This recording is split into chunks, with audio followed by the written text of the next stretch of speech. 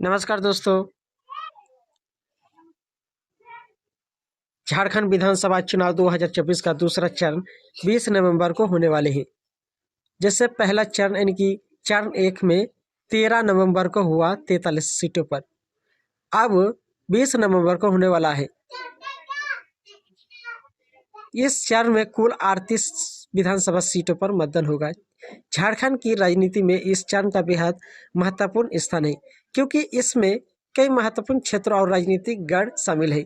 आज हम आपको बताएंगे कि कौन कौन सी सीटें इस चरण में शामिल है, वहाँ की प्रमुख राजनीतिक स्थिति क्या है और इस बार किन मुद्दों पर चुनाव लड़ा जा रहा है। तो दोस्तों, इस बार में इस चरण में झारखंड की कुल 38 सीटों पर मतदान होगा। इन सीटों को 3 मुख्य हिस्सों में बांटा जा सकता है, जैसे कि संथाल परगना क्षेत्र, उत्तर छोटा नागपुर क्षेत्र, दक्षिण छोटा नागपुर क्षेत्र। तो संथाल परगना क्षेत्र की सीटें जैसे कि राजमहल, बोरिया, बरहेट, लिट्टीपारा, पाकुड़ और महेशपुर, दुमका और जामा, उसके बाद जरमुंडी और मधुपुर। राजमहल यह सीट संथाल परगना का प्रवेश द्वार माना जाता है। यहाँ का चुनावी संघर्ष बेहद रोचक रहता है। Boria ST, Barhet ST, Littipara ST, Pakur और महेशपुर एसटी ये आदिवासी बहुमल क्षेत्र है, यानी कि बहुल क्षेत्र है, जहाँ संथाल समुदाय का दबदबा है। दुमका एसटी और जामा एसटी ये झारखंड मुक्ति मोर्चा जेएमएम का पारंपरिक घर माने जाते हैं। जरमुंडी और मधुपुर क्षेत्र हमेशा से कांग्रेस और जेएमएम के लिए महत्वपूर्ण रहा है। उत्तर छोटा नागपुर क्षेत्र की सीटें जैसे कि रामगढ़ और मंडू, गिरिडीह, गंडे और डुमरी, धानुआर और बगोदर। तो उत्तर छोटा नागपुर क्षेत्र की सीटें रामगढ़ और मंडू, इन सीटों पर बीजेपी और आजसू पार्टी के बीच मुकाबला देखने को मिलता है। गिरिडीह, गंडे और डुमरी ये क्षेत्र वामपंथी दलों और बीजेपी के बीच लंबे समय से संघर्ष का केंद्र रहे हैं। धानुआर और बगोदर ये सीटें झारखंड विकास मोर्चा और बीजेपी के लिए चुनौतीपूर्ण रहती है।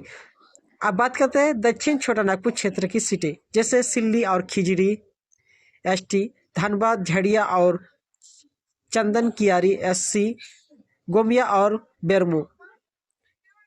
सिल्ली और खिजड़ी एसटी इन सीटों पर आदिवासी और स्थानीय विकास के मुद्दे को हावी रहते हैं। धनबाद, झड़िया और चंदन कियारी एससी कोयला खदान क्षेत्र में स्थित ये सीटें विकास और विस्थापन जैसे मुद्दों से प्रभावित है। गोमिया और बेरमो यह का राजनीतिक संघर्ष पारंपरिक रूप से बीजेपी और कांग्रेस के बीच रहता है। इस बार झारखंड के चुनावी में जिन मुद्दों पर चर्चा हो रही है वे है आदिवासी अधिकार, विकास और रोजगार, कोयला खदानों का निजीकरण, महिलाओं सशक्तिकरण और किसानों और मजदूरों की स्थिति। आदिवासी अधिकार स्थल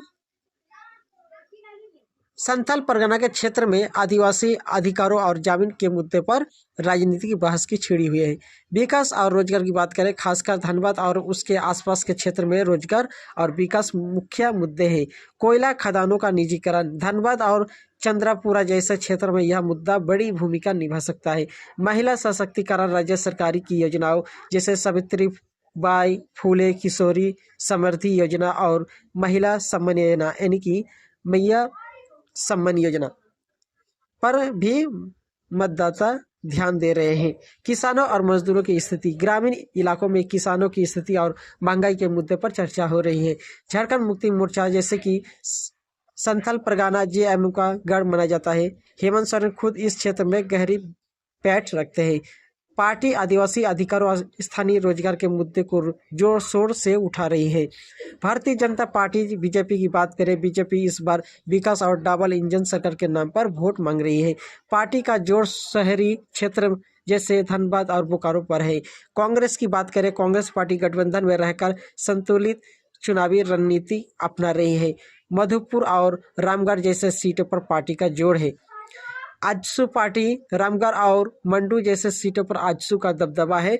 स्थानीय मुद्दों का आधार बनाकर पार्टी अपना प्रचार कर रही है। इस चरण के चुनाव का नतीजा झारखंड की राजनीति की दिशा तय करेगा। इन 38 सीटों के परिणाम से ये स्पष्ट हो जाएगा कि सत्ता का सेमीफाइनल कौन जीतेगा। तो दोस्तों, झारखंड विधानसभा चुनाव का दूसरा चरण बेहद रोमांच और महत्वपूर्ण होने वाला है। इन सीटों पर होने वाला चुनाव कई राजनीतिक समीकरण बदल सकता है। कौन सी पार्टी बाजी मारेगी और किसके मुद्दे जनता के दिलों तक पहुंचेगी, यह तक 20 नवंबर के मतदान और बाद में आने वाले परिणामों से ही पता चलेगा। आपके अनुसार झारखंड के इन 38 सीटों पर कौन सी पार्टी जीत सकती है?